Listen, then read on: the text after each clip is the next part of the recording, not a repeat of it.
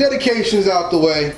Let's talk about the actual product that we're dedicating. Yeah. I'm not even talking about that project yet. Which one? It's been a while since I talked to you face to face on camera. You put a bunch of stuff out.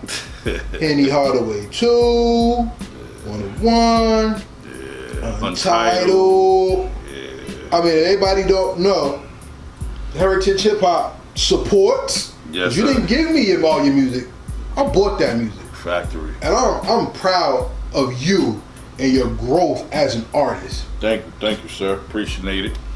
We're going to talk about certain songs, though, that I have to ask you about. Uh-oh. And then we're going to go into the new project, of course. Oh, do I need some water? Do I need some water? No, it's great. Okay. Yeah, you're wonderful. I thought I was about to be a little long-winded. Henny Hardaway 2 is a little easy. We're not going to go there. Nah, that intro was the hardest shit ever. Too easy to talk about. Facts. Let's go into Untitled. Oh, yeah, we can talk about it. Untitled. Because Untitled seems to be where you branched out more to bring more people into your sound. Mm-hmm. What was the project supposed to be, and what did you gain from it? It was exactly what it was supposed to be, Untitled, like, because I didn't have no main direction for it, but I knew what I wanted to say. You get what I'm saying? It's like kind of like a catch-22. Like, and shout out to Phoenix, the producer. She did the lead track, 101. That's her. She made that beat, and she did the cover also. And she did the cover for Mom's project. Oh, salute. That's dope. Shout out to Phoenix, the producers, all the way in Carolina. Her name is Phoenix, the producer. Y'all, anybody need beats, holla at her too. That's family. Too. Put that out there. Yes, sir. But this project right here showed me you took more of a backseat to let your feature artists grow, and then you took over on the other songs. Hey, man. On what? 101? On Untitled? No, we're talking about Untitled right now. Yeah, Untitled, okay. Because you actually stepped back a little bit. Mm-hmm. Something Light is one of my favorites. Tell me about Something Light and what that meant to you. Something Light was, like, it came to me like no bullshit. I was sitting there, I see how everybody, oh, this sound light, this sound light, oh, this sound light, oh, that was light. I'm like, so I ain't say shit. That was light. So I'm like, let me dig into my creative bag. Let me touch on the lyrical side of me, delivery, flow, and cadence side of me, and bust y'all ass real quick. So I said, okay. When I made the beat, first the beat was supposed to go to Forever Myrick at first, because I was supposed to send him that. He was supposed to have been on it. I sent it to him, then the fucking file got corrupted, but luckily I had the beat backed up again. So I found it. I said, yo, I have him on a remix. I'm just gonna trash this shit by myself. Mm-hmm. And I got locked into the zone, man, and you heard it. That's all I can say. Was Something Like the song that inspired the Truth Behind Bars challenge too? Yeah, definitely. I thought so. Definitely. I thought so. Talk about it. Bro, like, listen. I ain't hating. I did my part, my nigga. I took a listen. That's all I'm gonna say. I ain't hating. I did my part, my nigga. I took a listen. I didn't like what I was hearing. Mm-hmm. So, you know, I decided I stepped up, said what I said, showed out how I'm supposed to show out. What else? There's nothing more to say about it. There is, because What's up? Talk to you. this project, you took an OG's perspective. Yeah. 101, 101, you did not. Mm-hmm. You took a soldier's perspective. Mm-hmm. And that's what I think is the genius of you that people are going to catch up to later. Yeah. I don't rock it. So I ain't going to be talking to people, oh, you're great, you're wonderful. No, Yeah, I'm going to give you your respect. Appreciate it. This was an OG problem. This is an OG project. It's a problem for OGs too if they want a problem with me. Well, I can say that. Let me tell you about how it's an OG project. Talk to me. Once again, you fell back to bring to the forefront the men that walk beside you. Yeah. Because they're not behind you. Nah, never. You already know how I feel about Ro. Ro, shout out to Ro. That's my guy. My Straight up. fucking guy. Shout out to Ro, man. Love that boy. But St. Hyatt, Chris. man. Hyatt. Talk to him. But St. Chris. Yes, sir. It was funny, I told you, I actually had some of his music and I didn't even know. Yeah, that's That was bugged out, right? That's broski. That's Lil Broski, man. Like I told y'all the first time I interviewed with y'all, My little brother St. Chris is a problem. On this project, not only did you let them have a part of the project, you actually set them up to have part in the project. Yeah. What's the difference to you? The difference to me is like, all right, I know my boy Ro nice. I know Saint nice. Shout out to my man, P. MMR, my guy too. I got to shout him out. That's a whole nother problem. We're gonna talk about that later. But as far as Saint and Ro, those my guys. Like without me, it's no them. Without them, it's no me. You know what I mean? Vice versa. So it's like when I set up there, I throw a verse on, then I say, yo, listen, I need you on the hook. It's go time. They ready. You know what I'm saying? Like, you heard it. If you want to see God, just up your dosage. I ain't even talk about that right now. We're going to talk about something different. We ain't get there yet. We're going to get there. We ain't get there yet. Like, that's my boy. It's like, I feel as though it's like this. I'm in a position to where I can sit here and have a different audience look at them. And my audience look at them the same way they look at me. Why wouldn't I put them in that position? Because if I look at hip-hop like boxing, it's like you're setting up the same punch 3 different times. Yeah. Look at Mayweather. He set up the same punch with a shoulder roll every time. Facts. But y'all are different. Y'all on something else. Hey. Because you are a husky body blow. Yeah. I'm a George Foreman hitting Joe Frazier type of so you're a brawler.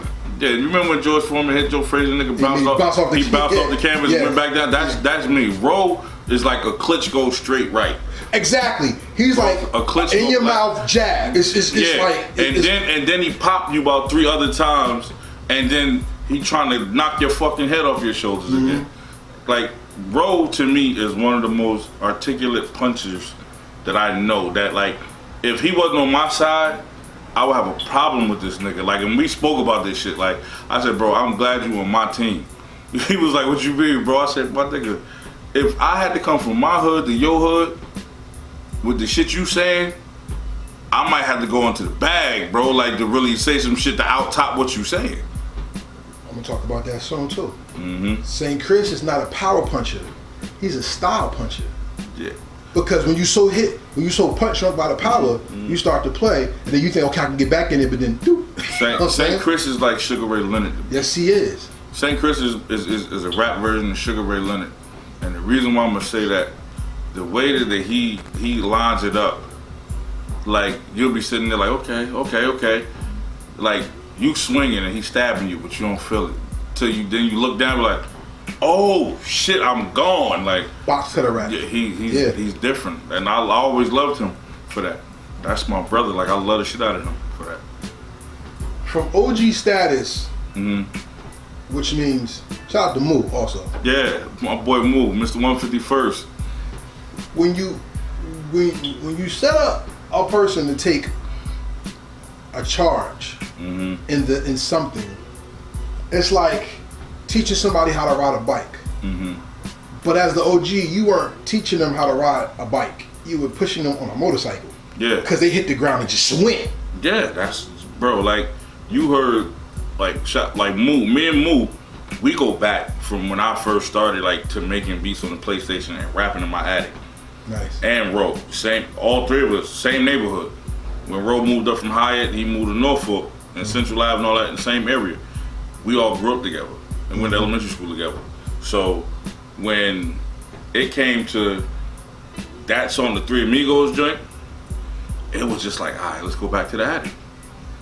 So I brought him back to the attic, but it's a difference. I set up, instead of us rhyming on beat tapes, I set up the beat to where it's like, okay, let me hear your verse. I hear Moo verse, I hear him saying his verse. Nope, I'm gonna cater it, I'm gonna chop it up the beat a different way to where you're not used to, but keep rapping how you rap. So when it meshed, you heard Moo. Then you heard Ro here, body bagged. All I had to do was clean up what they didn't say. And that's my family. I know they're pretty much going to get a job done every time they jump on some shit with me. Shout out to both of them again. That's my guys. And then see, that's where the difference lies. Because 101, you did not set anybody up. Nah. You really took charge and showed everybody I do that, but I do this also. Yeah. Magic and Worthy. One of them songs. Magic and Worthy is one of them songs that made me sit down. That's one of the ones that you heard the playlist. Yeah. It was a monster on the playlist. Fact. People heard that song and said, "Who is that?" And I said, "Problems." Yeah. Like that's something that you don't want to take lightly.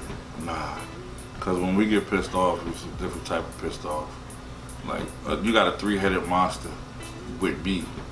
Now imagine if I bring Ro beside me. It's 4 people you can't beat. Like, and that's how I feel. Like I'm just, not being, all, I call it Floyd Mayweather-ish. You know what I mean? I ain't being too braggadocious or whatever. But like, bro, I record my own shit, I rap my own shit, and I produce my own shit. Then I got somebody that says the same type of shit I say even further right beside me. Bro, that's 4 fucking entities you can't touch unless you in the game really. And not really many people in the game could fuck with them 4 people. So then, what does the song Venting Part 2 mean to you? Venting Part 2? When it comes to you taking the soldier mentality for this album. I had to talk on that, like, because it was certain shit at that time that I felt like it was trash. And like,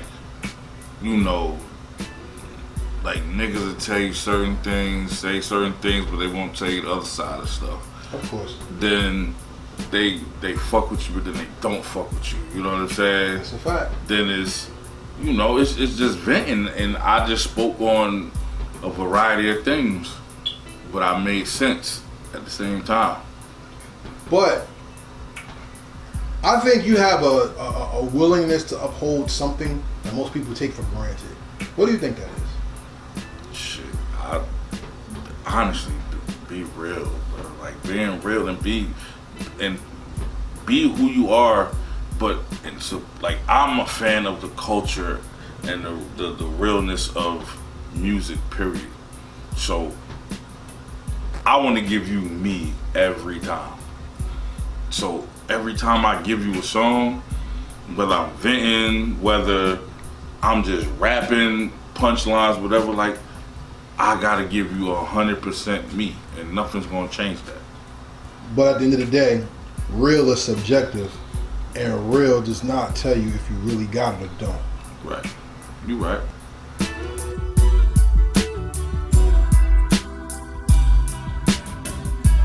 Thank you for watching our presentation. We ask that you subscribe to our YouTube family and hit the notification bell for updates. Please like, comment, and share this video.